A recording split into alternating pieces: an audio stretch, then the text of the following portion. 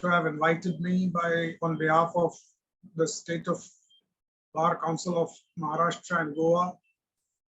I thank for such wonderful words to Shri Uday Varunjikar, who's a dear friend.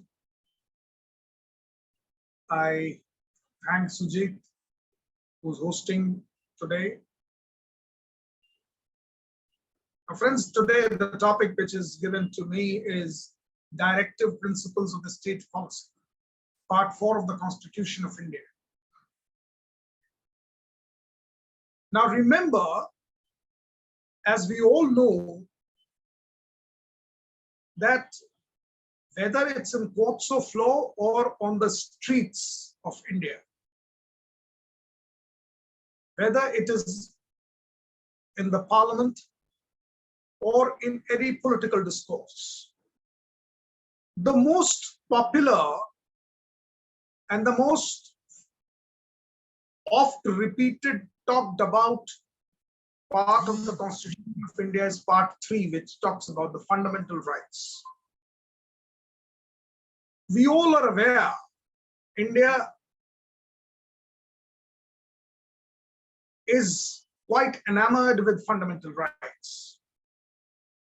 Everybody, whether from the streets of to the court of law, talks about their fundamental rights.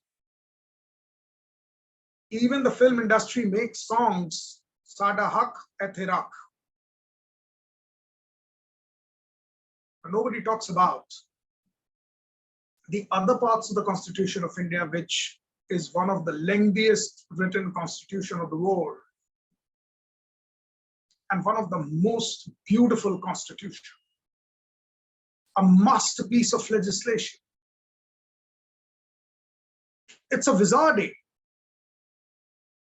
as to how the Constitution of India is a conglomerate of the best from the world.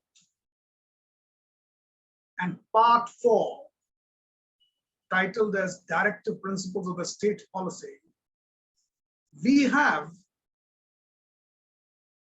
to see a slight historical background. There were certain such provisions under the Government of India Act of 1935. Then Sapru Committee in the 1935 also suggested certain directive principles, not with the same title, but with the general instructions. But finally, under the aegis of Dr. Baba Sahab Bhimrao Ambedkar, who was the chairman of the drafting committee of the Constitution of India, finally, what Part 4 took shape was borrowed from Ireland, from the Constitution of Ireland, which in turn had borrowed it from Constitution of Spain. But if we observe, there were originally 16 directive principles running from Article 36 to Article 51. Later on, with amendments, 4 more articles were included: 39A, 43A, 43B, 48A. So as on today, there are as good as 20 directive principles. Now, if we keenly observe these directive principles, these 20 directive principles, predominantly, one can classify them into 3 major categories. Certain provisions are socialistic in nature. Certain directive principles of state policy are inspired by Gandhian principles. And the rest are for the welfare. So predominantly, these directive principles can be classified into these 3 categories. But more or less, they are Gandhian, socialist, welfarist. But why they are there? Why they are found to be so important, but not took into the part of the fundamental rights? Dear participants, you must understand that they are also rights. Part 4 directive principles are also rights in a kind, but unenforceable rights. Fundamental rights are enforceable rights. The difference of enforceable and unenforceable is enforceable rights are which one can enforce in the court of law. If your fundamental rights are breached, you can directly move High Court, or under Article 32, you can directly move Supreme Court of India. But from Article 36 to Article 51, the directive principles, though are rights, they are fundamental to our constitution, but they are unenforceable. So what kind of fundamentals are they? They are fundamentals to the respective governments of the country. So the government of India is under obligation to fulfill these fundamentals and to run the government on the basis of these principles. So if I can define these directive principles for you in the easiest term, they are like dreams of our legislative fathers. Those who thought India should be like this, but they knew at that time that in their lifetime they cannot achieve India to be like that. They dreamt. So the dreams which they knew that they cannot fulfill, they put it under directive principles that the state policy should be as per these principles. So the respective and successive governments must achieve these fundamentals in the coming time, and India must shape in this fashion in the coming days. So those dreams which were unfulfilled by our legislative fathers,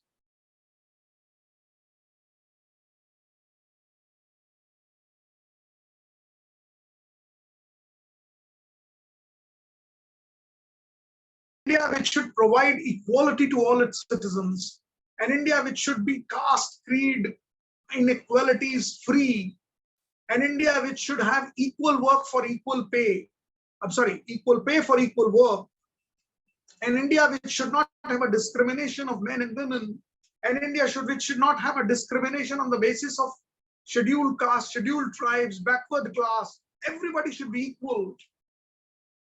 In a way, India must have certain best of the best medical facilities.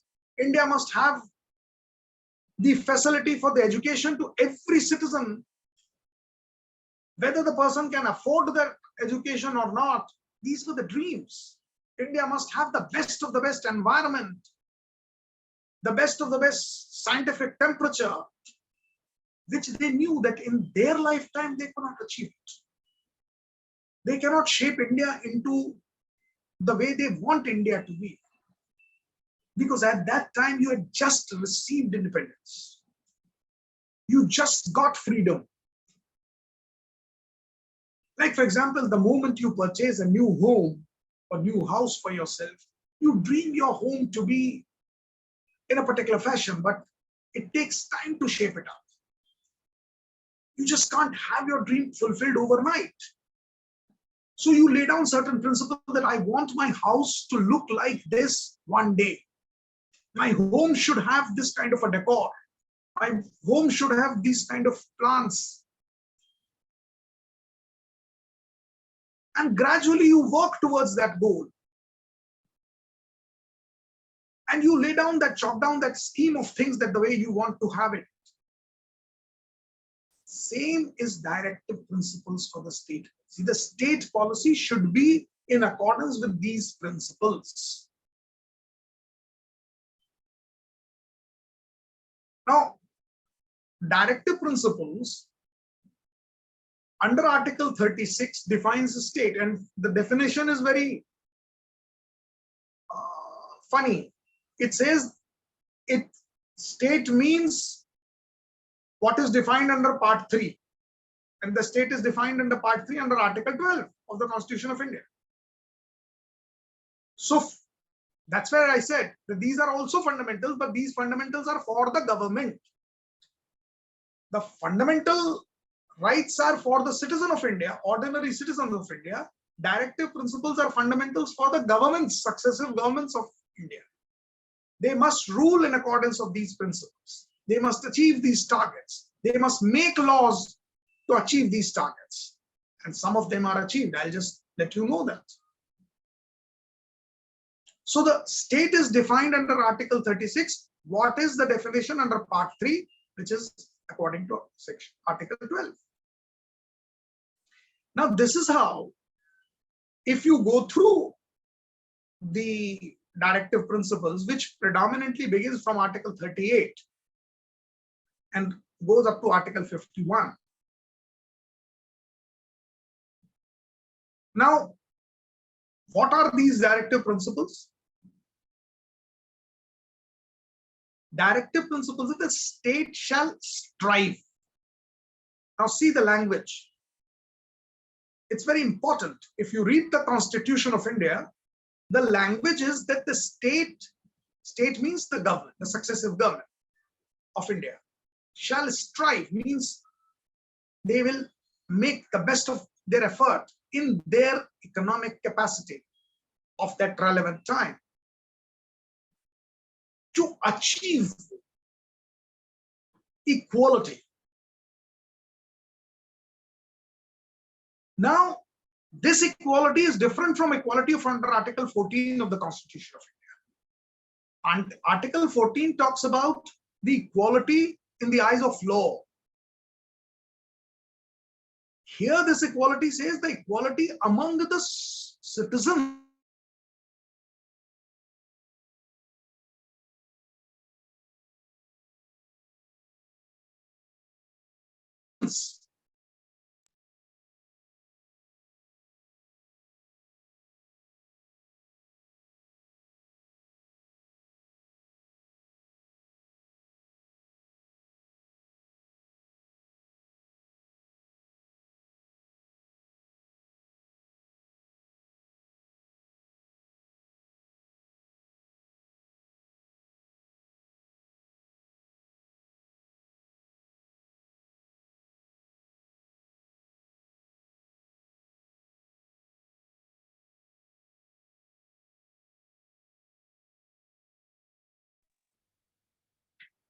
It seems there is some difficulty, some technical problem has come. You are requested to hold on, please.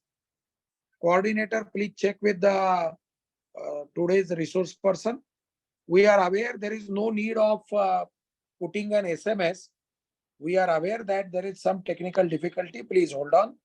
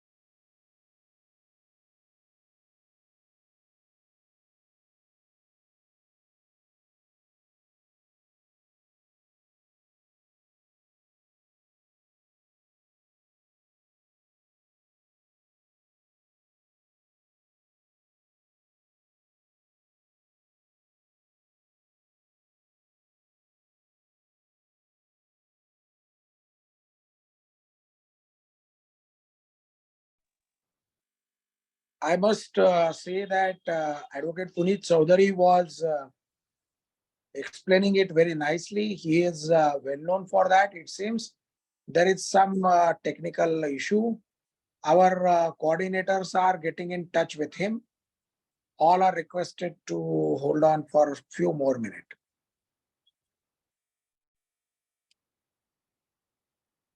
We can ask him what are the possible questions which will be asked on this topic. All right. Let us open the floor for question and answer till that point of time. I understand there is an anxiety till he joins. We can continue this session. Coordinator, please try to coordinate with him so that as soon as he joins, we can stop this question and answer. Essay writing बद्दल एक आपण नक्की करूया. What you are saying is correct. अजून आपल्या काही शंका असतील तर त्याच्याबद्दलचं आपण बोलू शकता. जनरल नॉलेज या सगळ्या विषयांमधलं. Yes. Puneet, are you there? Can you unmute? Yes. Please continue. I'm very much there. Udar? Yes, please continue. Sure. Am I audible now?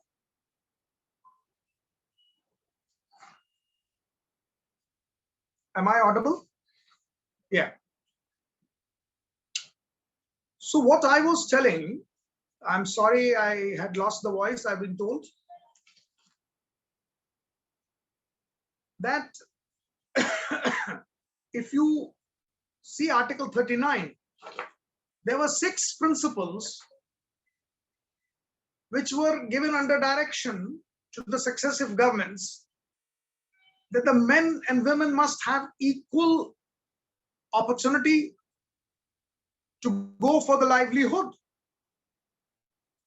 It is Article 39, subclause 2, which says that the ownership and control of the material resources of the entire nation shall be so distributed that it should be used for the common good.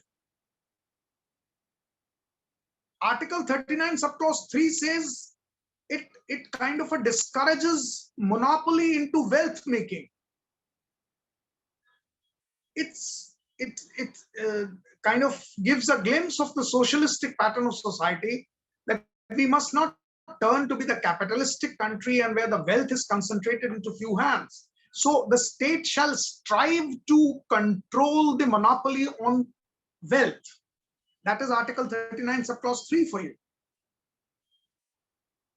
And as I said, that the principles of equal pay for equal work is Article 39, subclause 4. Article 39, subclause 5 says no forced labor. Article 39, subclause 6, I said that there were 6 principles, A to F. A, B, C, D, E. Talks about healthy childhood should be provided by the government of India to every child. The children must have the healthy childhood. They must not be exploited. So these were certain principles laid down by our legislative fathers under Article 39 of the Constitution of India. 39A, which was later added in the 42nd Amendment of the Constitution of India in the year, and which made effective from 3rd January 1977, which we all must be aware, belonging to legal fraternity, that free legal aid, this concept to provide justice to those who cannot afford justice due to their financial or economical deprivation. So the concept of free legal aid was incorporated by bringing an amendment to the Constitution of India, and Article 39A was added with amendment. So that means the government of India has added more responsibility upon itself, adding to the dreams of our legislative fathers. They felt so responsible that they added to strive and to provide their best legal aid to those who are deprived section of the society or the weaker section of the society. Article 40, again, now as I said, that you can bifurcate these directive principles into socialistic. By now, 40, you will find Gandhian principles of panchayat, because Mahatma Gandhi wanted a decentralized government.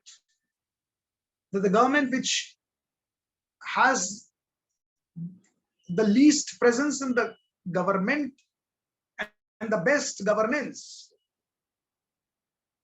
So it should reach to the remotest of the remote, and the villages must rule themselves through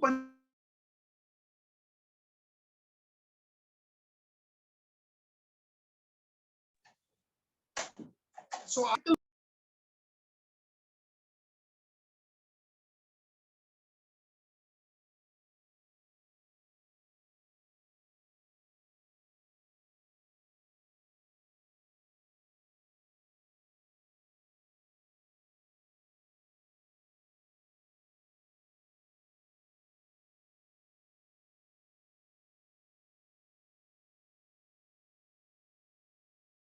am I audible to the audience?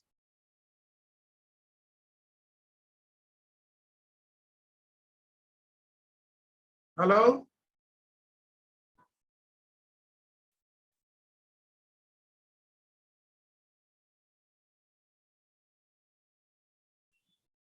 Mr. Coordinator, am I audible? Yes, sir. Okay.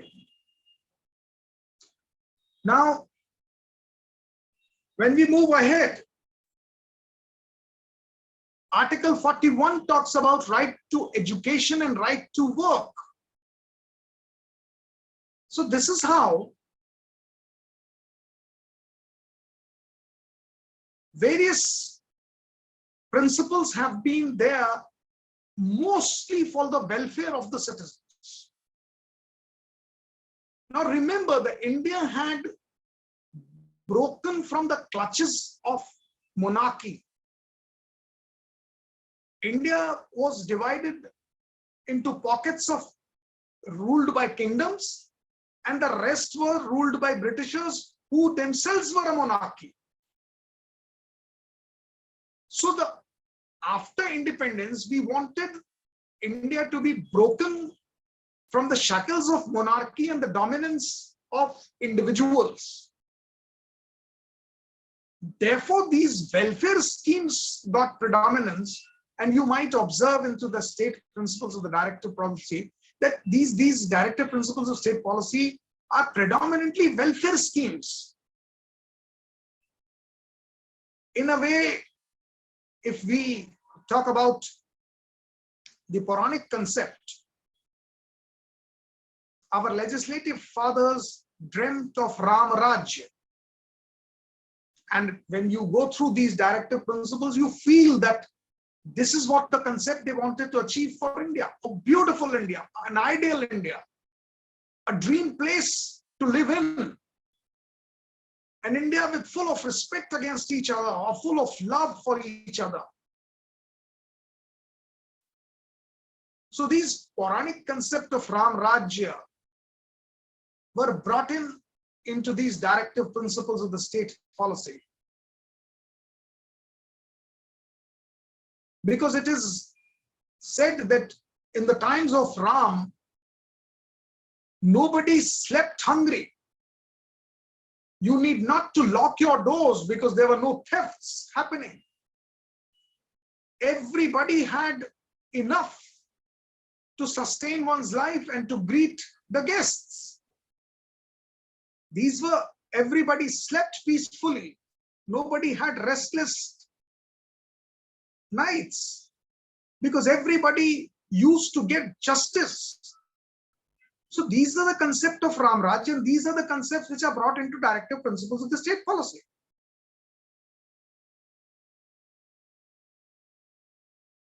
Then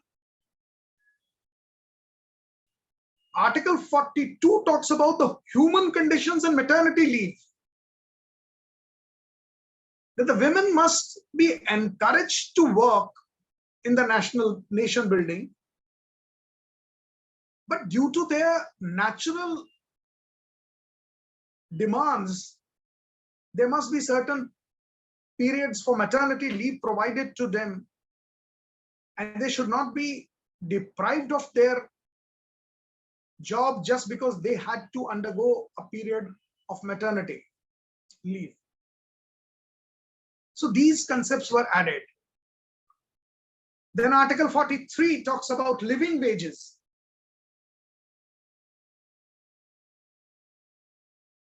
And two more articles were added gradually, 43A and 43B, as I said, workers' participation into the management. This is to bring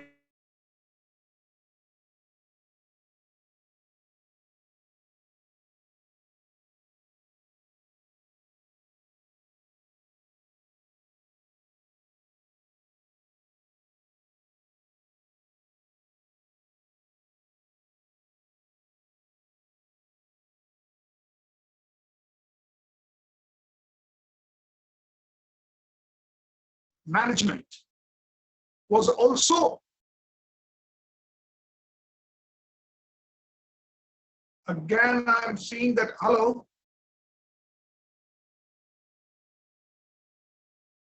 I'm just watching, there are certain messages that voice is not there.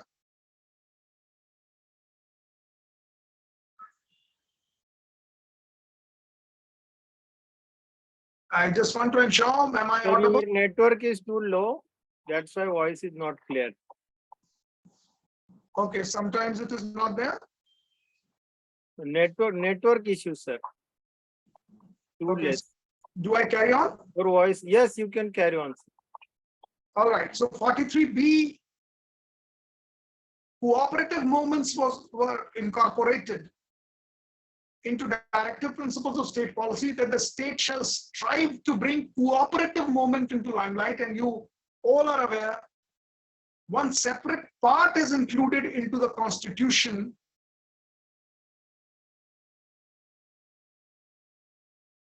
All right, 43A, you want once again? All right, 43A. 43A is workers' participation into the management.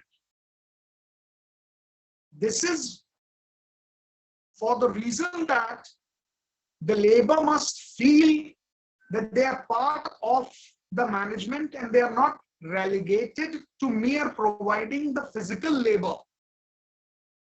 Once you are part of this scheme of things, you feel more responsible. You feel that you're part of nation building. And therefore, this directive principles of Article 43A was incorporated by amendment in the Constitution of India, wherein it has been directed to the successive government that the state shall strive to create an environment for workers' participation into the management. I hope this repetition is enough. And now 43B, which was also amended through incorporation to encourage cooperative movement. And cooperative movement has already been incorporated into the Constitution of India. This directive principle of the state policy is already implemented in the Part 9, again included into the Constitution of Part 9A, Part 9B, Part 9C. You might see in the Constitution of India where Panchayati Raj, cooperative, municipalities, all are incorporated and added as separate parts to the Constitution of India. Then Article 44 is a very, very popular article, which is quite often in the news and currently well talked about. Article 44, which deals with Uniform Civil Code. Now, this is original directive principle, not brought in through amendment. So the day India got independence, our constitution makers had the dream that India must have a uniform civil code.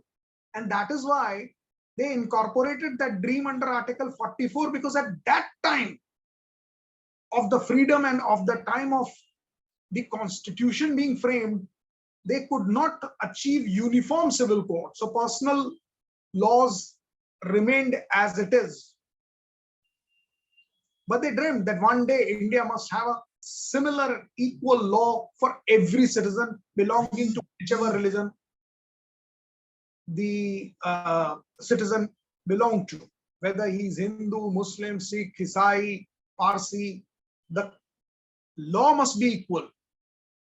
Interestingly, for all of you to note that criminal justice system is already equal in the country, but it's only the civil portion which is having personal laws, and therefore the very name which suggests is Uniform Civil Code.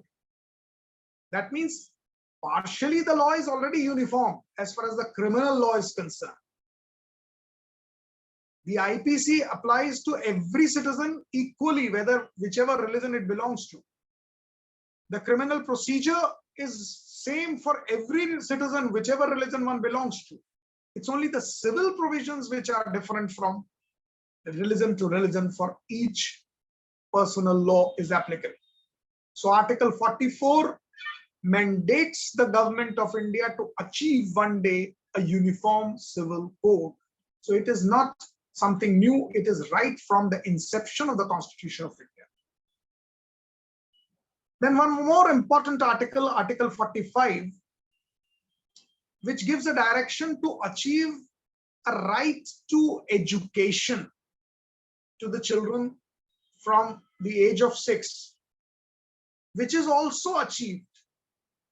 For you all to note, Article 21A is incorporated through amendment as a fundamental right now.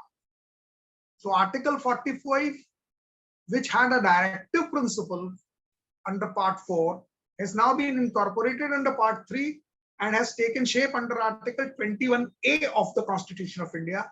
Today, free education from the age of 6 up to age of 14 is available to every child, to every nook and corner of India, and that has gone further. Beyond education, one gets midday meals, one gets books free of cost, one gets school bag free of cost, one gets uniform free of cost, one gets boots, raincoats, water bottle, tiffin boxes, pencil, paper, even medical assistance to children. That has been brought to such an extent that right to education has been stretched further to incorporate all these things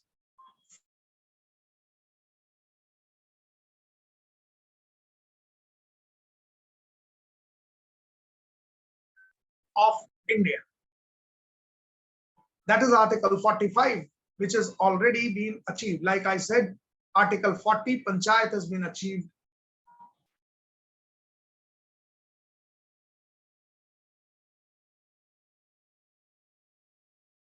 You will be happy, maternity leave has been achieved.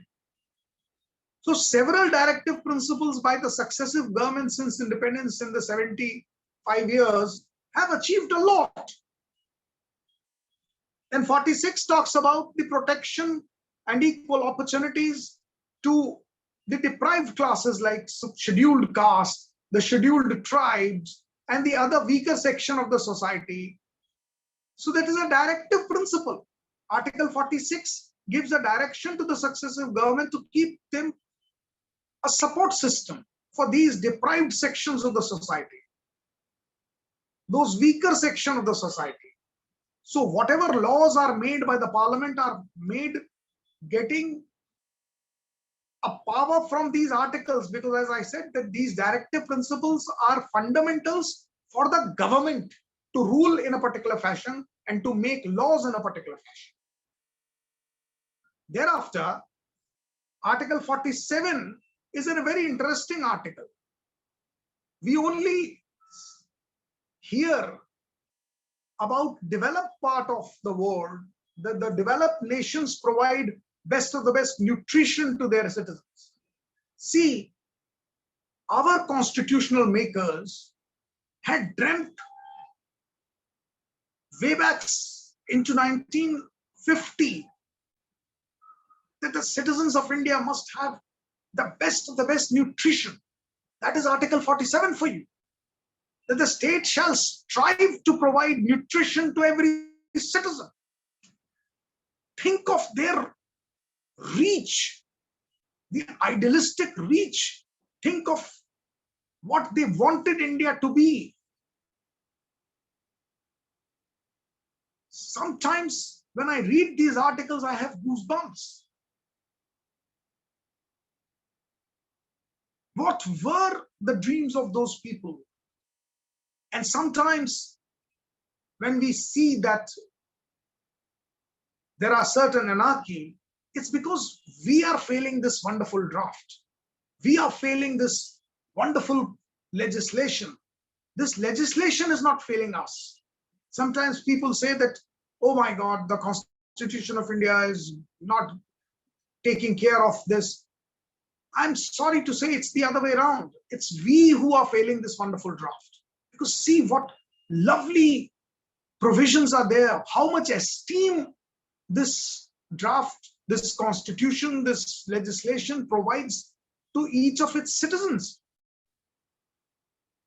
Article 48 talks about agriculture and animal husbandry, that the state shall strive to support agriculture, to support animal husbandry. Article 49, before Article 49, I must not forget about Article 48A, which has been also brought in with amendment. And that article has been brought in taking care of environment. Now see, India, which is a developing country, is way ahead into striving for a good environment. We are trying, today you would be proud to know that to implement Article 48A, India is working on solar energy. India is working on biofuels. What all this? To protect environment of the nation, which the developed part of the world is not taking care. They are the most polluting nations. US, which is considered to be one of the most developed part of the world, is the most polluting part of the world. They are not doing that much to the environment, which we are doing thanks to Article 48A, which gives a directive principle to the successive governments to strive for protecting and maintaining and to striving for the best environment. And environment includes rivers, environment includes forests, environment includes less of pollution. A lot of efforts have been going on. Then Article 49 talks about protection of our monuments, our ancient heritage, and India is full of it. There are nations who doesn't have any heritage, who do not have that monuments, ancient monuments to protect. And unfortunately, ironically, they are having the maximum tourism because they have marketed themselves so well. Now, talking of our own state of Maharashtra, what beautiful forts we have from the time of Shivaji. Lovely monuments. If we protect and we invite tourism to state of Maharashtra, the state exchequer may earn a lot of money through tourism. Article 49, directive principle, gives that mandate to the governments to protect, to maintain, to upkeep these monuments, ancient heritage. And our own state, Maharashtra, has a lovely heritage. What lovely beaches we have. We have such a lovely forest area. We have these Ajanta and Ellora. We are the only state, we have 3 Jyotirlings.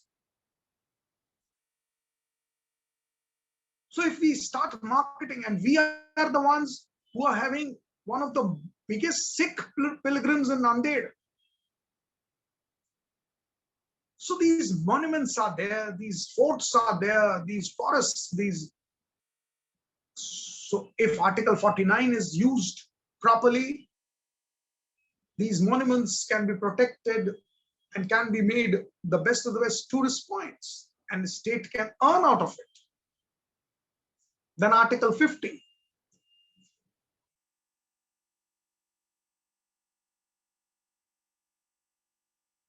Which is also almost achieved. Article 50 says that the state shall strive for separation of judiciary with executive. That separation is as good as there. So this article is also almost achieved, but can be done better. If we can achieve a national judicial commission, then even the law judiciary shall be disconnected with the government. Higher judiciary already has a separation of power.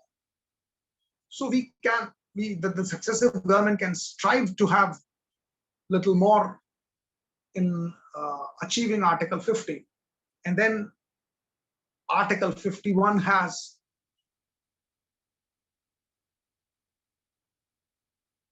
a wonderful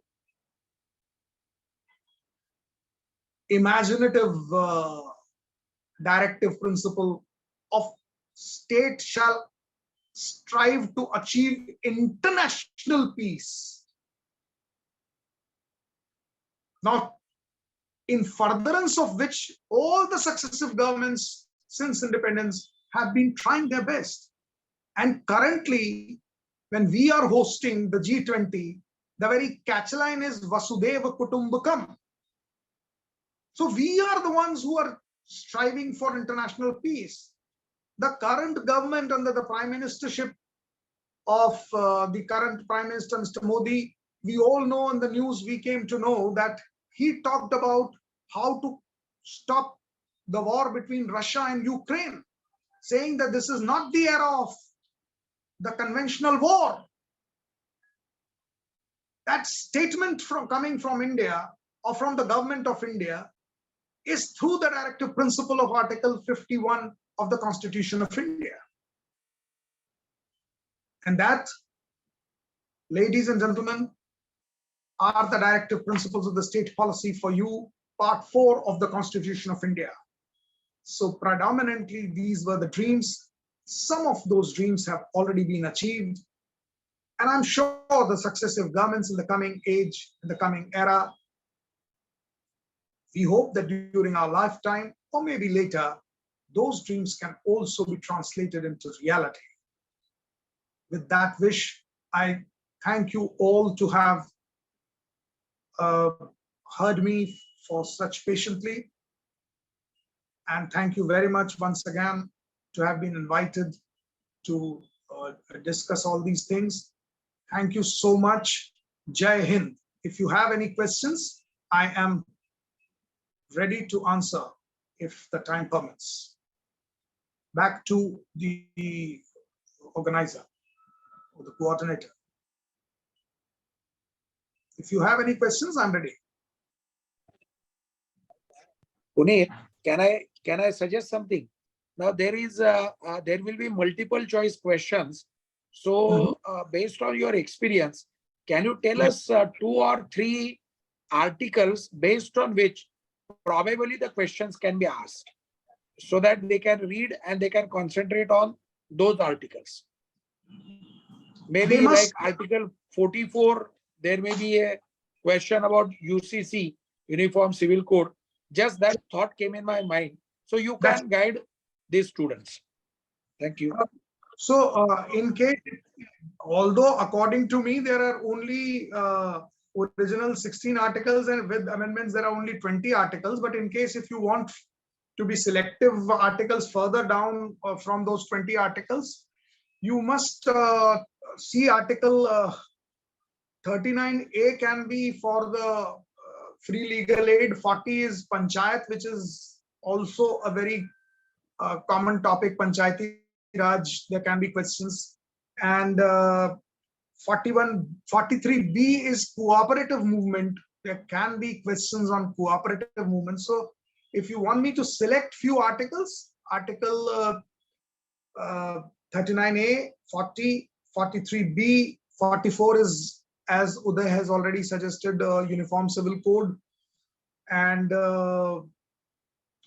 right to education 45 has already been taken care of under Article 21A of the Constitution of India. Then there can be questions on environment, which is 48A, which is a very current topic, and SC/ST is 46. So these are the few selective. Rest all are not that, because they are just welfare and social kind of articles, like Panchayat, Article 40, 43A to 43B, cooperative societies, and 46 SC/ST, 48A environment. These are the ones I feel one must concentrate and develop more.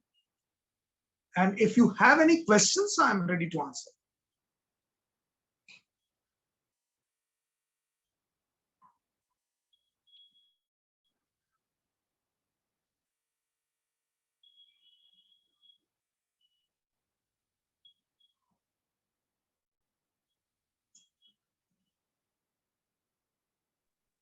Okay, I think most of the questions are over. All right. May I now request coordinator to propose a vote of thanks? One announcement, this lecture will also be available on a YouTube channel of a Bar Council of Maharashtra and Goa. And apart from that, tomorrow evening at 6 p.m., again, there will be a lecture. We have seen that 6 to 7, these are the hours when most of the lawyers are coming and attending this entire virtual lecture series. There is one more input. Few minutes back, when I was attending this wonderful lecture, I got a call from the secretary. Till this point of time, around 1,500 applications have been filed so far.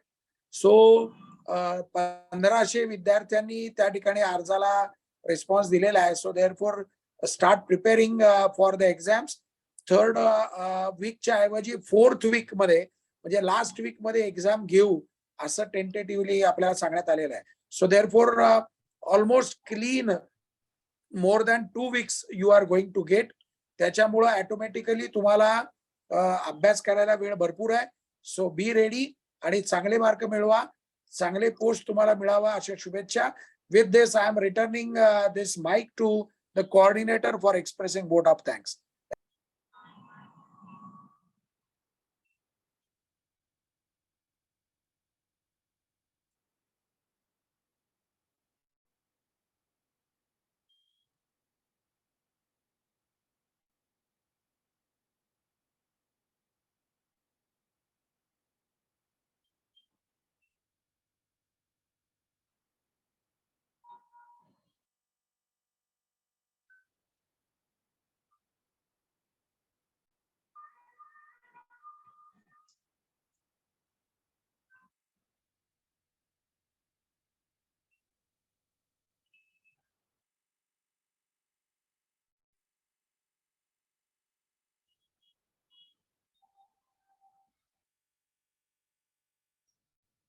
Anushka madam, we are unable to hear you.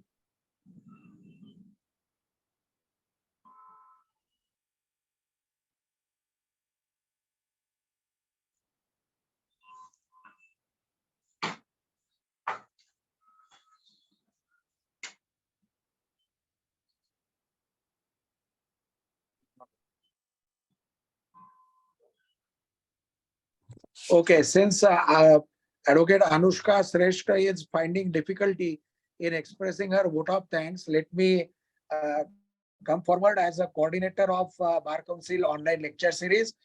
We are really thankful to Advocate Chaturvedi. In my college days, we were told that Puneet is one of the bright students, and he will flourish like anything. We are witnessing, and after listening this today's session, what we were told around 30 years back, that is the correct thing that I can proudly say about my college mate. Puneet, we are really thankful. At the 11th hour, you came and virtually guided all our more than 200 plus lawyers from the entire state of Maharashtra and Goa. We are really thankful. And we may trouble you once again because now we are having almost 3 weeks in the hand. So therefore, before actual exam, maybe 15-20 minutes wrap up, we will organize. And when we will trouble you once again for this DPSP chapter. With this, the announcement would be let us join tomorrow once again at 6 p.m. for the new lecture. Thank you, everybody. The coordinator can close this session. Thank you.